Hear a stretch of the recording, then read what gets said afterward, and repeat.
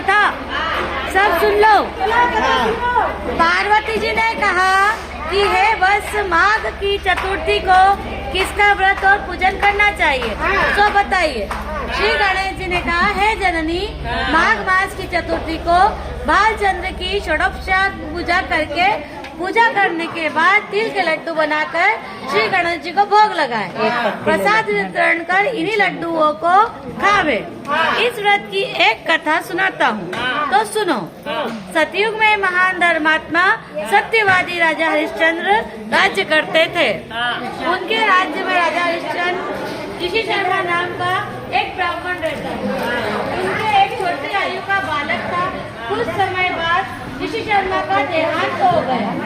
विधवा ब्राह्मणी अपने दुख के दिनों को जैसे तैसे बिताकर अपने बालक का पालन करने लगी। वह ब्राह्मणी गणेश चतुर्थी का सदा व्रत करती। एक दिन ब्राह्मणी का पुत्र गणेश की प्रतिमा को लेकर खेलने चला गया। कथा सुने, कोई भी बात का लाभ न करे बीच में। अरे पंडित जी इतने चिल्ला चोट नहीं करते। एक पापी कुमार ने किसी के कहने पर उस ब्राह्मणी के पुत्र को आवे में बंद कर आग लगा दी।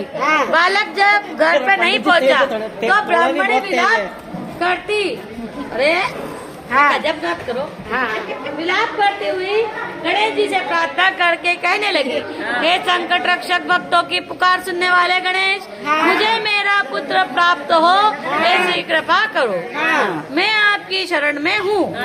यदि मुझे पुत्र नहीं मिला तो मैं प्राण त्याग कर दूंगी। सवेरा होने पर जब कुमार ने अपना आवा देखा तो उसमें कटी पर्यंत जल में बालक को खेलते हुए देखा तो कुमार को बड़ा आश्चर्य हुआ। उसने राजा हरिश्चंद्र को कहा, पास जाकर कहा कि हे राजन, मैंने घोर पाप कर्म, कहाँ जाना है भद्रे? मैंने घोर पाप कर्म किया, मेरा वध की जावे। मैंने हवा पकाने के लिए आग लगाई थी किंतु बर्तन पके नहीं। तब किसी दुष्ट ने कहा कि मैं आवे में किसी बालक की बलि दूंगे तो तुम्हारा आवा पकेगा।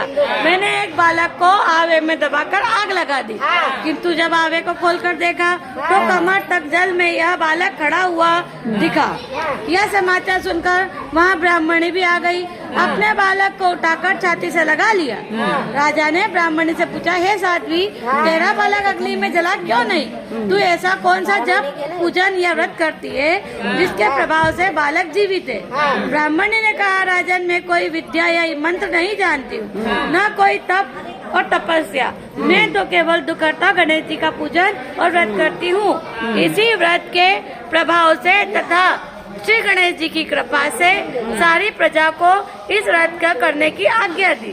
सारी प्रजा बड़ी श्रद्धा के साथ इस व्रत को करने लगी। कृष्ण जी ने धर्मराज से कहा कि तुम भी इस व्रत को किया करो, जिससे तुम्हारी सारी कामनाएं पूरी होवे। अपने राज्य को प्राप्त कर सुख का भोग करो। श्री युधिष्ठिर जी ने वैसा ही किया, जिससे उनका राज्य प्राप्त हो गया।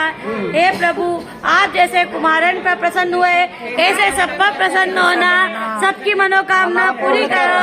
बोलो गणेश जी महाराज की जय।